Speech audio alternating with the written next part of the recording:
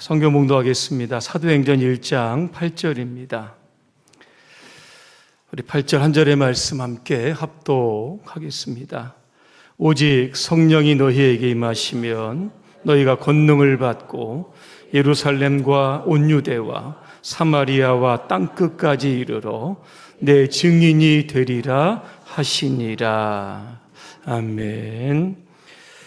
주님의 증인이 됩시다는 주제로 말씀드리겠습니다. 할렐루야.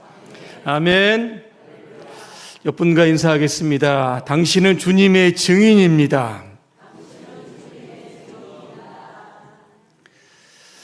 주님의 증인이 되는 것은 선택의 문제가 아니라 주님의 명령입니다. 증인이라고 하는 단어는 두 가지 의미를 포함하고 있습니다. 하나는 증인은 체험이 있어야 합니다. 내가 보고 듣고 만지고 경험한 사실을 말하는 사람, 이게 바로 증인입니다. 내가 목격한 그 사실을 말하는 사람이 바로 증인입니다. 증인은 어떤 진리를 설명하는 사람도 아닙니다. 내 생각에는, 내 느낌에는 이런 것도 이야기하지 않는 것도 않습니다. 수많은 지식을 통해서 변론하고 토론하고 강론하는 것도 증인이 할 수 있는 것은 아닙니다. 증인은 분명한 예수님을 만난 체험이 있어야 하는 겁니다. 사도 바울은 예수님을 핍박하던 자였습니다. 하지만 다메섹 도상에서 부활하신 예수님을 만납니다. 그의 인생이 180도 바뀝니다. 이제는 주님을 위한 증인으로서 그의 나머지 인생을 살아가게 됩니다. 세례 요한의 제자였던 안드레가 예수님을 만납니다. 그리고 예수님이 메시아임을 확신합니다. 그리고 자기 형에게로 갑니다. 베드로에게 가서 내가 메시아를 만났습니다. 그러면서 전도를 해서 예수님께 데리고 갑니다. 베드로는 12 제자 중에 나중에 수제자가 됩니다. 사마리아 여인 정오입니다. 그 뜨거운 시간에 야곱의 우물가에서 우물을 깃다가 예수님을 만납니다. 수많은 대화를 통해서 이분이 그리스도라고 하는 사실을 확신합니다. 그리고 어떻게 합니까? 물동이를 버려두고 동네로 뛰어들어갑니다. 이렇게 외칩니다. 와서 보라, 내가 메시아를 만났습니다. 동네에 있는 수많은 사람들이 예수님을 보기 위해서 다가왔던 겁니다. 이처럼 증인은 분명한 예수님 만난 체험이 있을 때에 진짜 증인이 되는 겁니다. 두 번째 증인은 순교자가 되어야 합니다. 증인이라고 하는 헬라어는 마르투라고 되어 있는데 여기에서의 마터라고 하는 순교자라고 하는 단어가 나온 겁니다. 사도행전 2장에 보니까 당시 유대인들과 종교 지도자들은 예수의 증인들을 조롱을 합니다. 교리적으로 예수의 부활을 믿지 않던 사두개인들은 아주 노골적으로 예수의 제자들을 증오합니다. 그리고 예수 믿는 사람들, 예수의 복음을 전하는 증인들을 막 잡아다가 때리고 채찍질을 합니다. 우리가 잘 아는 것처럼 스데반은 돌에 맞아 죽습니다. 요한의 형제 야고보는 칼에 의해서 죽습니다. 바울과 바나바는 빌립보 감옥에 갇힙니다. 사도 바울은 로마에서 역시 죽은 겁니다. 바울이 순교 직전에 썼던 신약 성경이 디모데후서입니다. 디모데후서 4장 2절에 바울은 최후의 명령으로 그 사랑하는 디모데에게 이렇게 말합니다. 너는 말씀을 전파하라. 때를 얻든지 못 얻든지 항상 힘쓰라 그랬습니다. 죽어가면서까지도 끝까지 복음을 전하라. 주님의 증인이 되라고 그렇게 유언을 했던 겁니다. 그래서 초대교회는 모든 성도들이 주님의 증인이었던 겁니다. 그렇게 되다 보니까 복음의 확산 속도가 엄청나게 빨랐던 겁니다. 예루살렘에 있었던 복음이 이제 유대와 사마리아와 땅끝까지 가게 되는 겁니다. 소아시아와 유럽을 거쳐 미국을 거쳐 선교사들이 또 우리나라에 들어와서 복음을 전하게 되었다는 겁니다. 바로 저와 여러분들이 초대교회 바로 그 증인들이 되시기를 주님의 이름으로 축복합니다. 오늘 말씀은 이렇게 시작합니다. 오직 성령이 너희에게 임하시면 내 증인이 되리라 그랬습니다. 여러분, 누가 주님의 증인이 될 수 있습니까? 아무나 될 수 없습니다. 성령 받은 사람만 주님의 증인이 됩니다. 사도행전 1장에 보니까 예수님께서 사랑하는 제자들을 향해서 신신당부하십니다. 예루살렘 떠나지 말고 하나님께서 약속하신 성령을 기다리라 그랬습니다. 며칠 동안 기다립니까? 한 열흘 동안 기다립니다. 사도행전 2장에 보니까 마가의 다락방에서 기도하던 120명의 성도들에게 성령이 임하게 되었던 겁니다. 그때의 성령을 불같은 성령, 바람 같은 성령이라고 부릅니다. 성령을 받았던 사람들, 기도를 하기 시작을 하는데 다른 언어들로 기도를 시작을 합니다. 다른 언어들은 방언으로 기도를 했다는 겁니다. 그 기도의 내용이 무엇일까 이렇게 보니까 성경에 하나님의 큰 일을 말했다 그랬습니다. 하나님의 큰 일이 무엇입니까? 온 인류의 죄를 사하시기 위해서 예수 그리스도를 보내주신 하나님의 사랑, 주님의 십자가의 죽음, 그로 인하여 부활하시고 우리에게 영원한 생명을 주신 그 예수님에 관한 것들을 기도를 통해서 큰 소리로 기도를 하고 있었던 겁니다.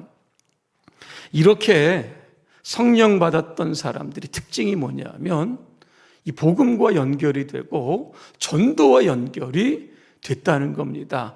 사도행전에 보면 한결같이 성령이 이게 주어가 되는 겁니다. 내가 전도하는 것 같은데 그렇지 않다는 겁니다. 사도행전 4장에 보니까 마가의 다락방에서 성령 받았던 베드로가 길거리로 뛰어나갑니다. 너희들이 예수님을 십자가에 못 박았지만 하나님이 다시 살리셨다. 예수 믿고 회개하고 죄사함 받으라 외쳤던 겁니다. 사도행전 6장에 보니까 스데반이 당시에 국회로 들어가서 복음을 전하게 됩니다. 사도행전 8장에 보니까 또 빌립이 가사 광야에 가서 에티오피아 고관에게 또 복음을 전하게 되는 겁니다. 사도행전 9장에 보니까 이런 말씀이 있습니다. 주를 경외함과 성령의 위로로 진행하여 수가 더 많아졌다. 여기에 보니까 성령의 위로라고 하는 말씀이 나와 있습니다. 바꿔 이야기하면 성령의 격려하심입니다. 바울이 복음을 전하는데 수많은 장애와 부딪힙니다. 특별히 유대인들이 바울을 죽이려고 하는데 당시에 40명의 자객단이 있었다고 했습니다. 성경에 나오는데 먹지도 않겠다, 마시지도 않겠다, 잠도 자지 않겠다, 바울을 죽이기 전까지. 이러한 소식을 들으면 바울이 얼마나 두렵겠습니까? 그때마다 성령께서 바울을 격려하고 위로해 주셨던 겁니다. 전도의 현장이 굉장히 살벌하지만 위협이 있고 어려움이 있지만 거기에 또 목숨을 걸고 또 그 현장에 들어가게 되었던 겁니다. 사도행전 10장에 보니까 고넬료의 초청을 받았던 베드로가 고넬료 집에 가서 말씀을 전하는데 성경에 보니까 성령이 말씀 듣는 자들에게 역시 임했다 그렇게 말씀합니다.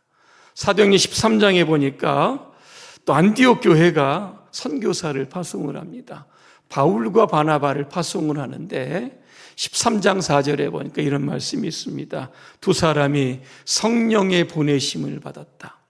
그러면서 전도 여행을 떠나기를 시작을 했던 겁니다. 사도행전 16장에 보니까 바울이 당시 소아시아로 복음을 전하려고 다 준비하고 계획했는데 성령이 딱 막으십니다. 나중에 이유를 보니까 이제는 터키가 아니라 유럽으로 가서 복음을 전하라고 하신 하나님의 뜻이 담겨져 있었던 겁니다. 사도행전 20장에 보니까 바울이 이제 예루살렘으로 가려고 합니다. 성령님이 뭐라고 말씀하십니까? 내가 예루살렘에 들어가면 환난과 결박이 기다린다는 겁니다. 결국 죽음 아니겠습니까? 그럼에도 불구하고 예루살렘으로 들어가게 됐던 겁니다. 사도행전을 읽고 또 읽다 보면 이거는 사도들의 전도가 아니라 성령의 역사하심이 그런 활동들이 굉장히 강하게 나타났던 것이 바로 사도행전. 그래서 우리는 사도행전을 성령행전이다 이렇게 부르는 겁니다. 뭐든지 선교의 주체, 전도의 주체, 한 사람을 구원하는 것, 선교의 방향까지 일일이 조정하시면서 인도하시는 분이 바로 성령님이시라고 하는 겁니다. 우리 교회도 이러한 성령의 역사가 있기를 간절히 소망합니다. 성령의 지시를 따라 어디에 가십시오 이렇게 얘기하면 믿음으로 순종해서 그 사람에게 가고 그 장소에게 가면 성령은 만날 사람을 다 예비해 놓으신 줄로 믿습니다. 이제 교회가 100년이 됐습니다. 다가오는 100년을 향해서 우리는 이제 일어나야 합니다. 모두 다가 전도자가 되어야 되고 주님의 증인이 되어야 할 줄로 믿습니다. 자, 우리가 성령을 받으면 동시에 권능도 받게 됩니다. 권능은 전도자의 무기입니다. 권능을 원어로 두나미스라고 되어 있는데 여기에서 다이너마이트라고 하는 그러한 영어 단어가 나왔던 겁니다. 사도행전 4장에 보니까 사도들이 큰 권능으로 예수 부활의 복음을 전하니 수많은 사람들이 은혜를 받았다 그렇게 말씀합니다. 권능도 큰데 여기 앞에 큰 자라고 하는 단어가 붙었습니다. 크다라고 하는 것은 이 메가스라고 하는 뜻인데 여기에서 메가톤이라고 하는 단어가 나온 겁니다. 메가톤은 핵융합에 의한 폭발력을 나타낼 때 쓰는 그런 단위입니다. 이 메가톤은 TNT 100만 톤의 폭발력에 해당된다고 합니다. 그래서 바클레이라고 하는 성경 주석가는 오늘 사도행전 4장 이 말씀을 어떻게 해석하냐면 이렇게 해석을 합니다. 사도들이 100만 톤의 파괴력과 맞먹는 동등한 능력으로 예수의 부활을 증거하니 우리가 큰 은혜를 받았다. 그렇게 되어 있습니다. 사도행전 8장에 보니까 빌립이 사마리아 성에 가서 전도를 하는데 기적과 표적이 나타납니다. 중풍병자가 일어나고 못 걷는 사람이 걸어가고 더러운 귀신이 쫓겨났던 겁니다. 예수님의 사역도 보니까 역시 성령의 권능을 덧입었다는 겁니다. 사도행전 10장 38절에 보니까 하나님께서 나사렛 예수에게 성령과 능력을 부어주셨다. 어떤 역사 일어납니까? 마귀와 귀신들이 떠나갔다 그렇게 말씀합니다. 그래서 우리가 전도할 때는 반드시 성령께서 주시는 권능, 권세와 능력이라고 하는 무기를 장착하고 전도의 현장으로 나가야 하는 겁니다. 누가복음 10장에 보니까 이런 사건이 나옵니다. 예수님께서 70명의 제자를 부르십니다. 2인 1조로 만드셔가지고 전도하러 보내십니다. 그들이 전도하고 돌아와서 보고를 하는데 이런 보고를 합니다. 예수님, 우리가 주의 이름으로 명령을 하니까 귀신들도 항복했습니다. 얼마나 흥분되는 소리로 이야기를 하겠습니까? 그때 예수님 이렇게 말씀하십니다. 내가 너희에게 이 원수, 뱀이나 전갈을 짓밟고 모든 원수의 힘을 꺾는 권능을 주었으니 이제 아무도 너희를 해하지 못할 것이다. 그러나 귀신들이 너희에게 항복하였다라고 하는 것으로 기뻐하지 말고 너희 이름이 하늘에 기록된 것으로 기뻐하라 그랬습니다. 우리가 전도 현장에 나가서 권세와 능력을 가지고 수많은 기적과 표적을 일으켜서 많은 사람을 전도하는 것 역시 중요한 일이지만 그것보다 더 중요한 것은 전도자의 이름이 하늘의 생명책에 기록이 된다는 겁니다. 동시에 우리가 전도했던 그 사람도 기록이 되는 겁니다. 전도가 무엇입니까? 한 영혼의 이름을 하늘의 생명책에 기록하는 위대한 일이 바로 전도라고 하는 겁니다. 그래서 우리가 전도의 현장에 혼자 나가지 마시고 성령님과 늘 대동해야 하는 겁니다. 그래야 능력 있는 주님의 역사, 복음의 역사를 경험할 수 있습니다. 자, 그러면 우리가 어디까지 전도해야 하는가 보니까 예루살렘, 온 유대와 사마리아와 땅끝까지 그렇게 되어 있습니다. 땅끝이 여러분 어디입니까? 어떤 분은 내가 서 있는 곳이 땅끝이다. 지구는 둥그니까 그렇게 이야기하시는 분도 있습니다. 하지만 이 구약적인 개념의 땅끝이 어딘가를 제가 한번 말씀을 드리려고 합니다.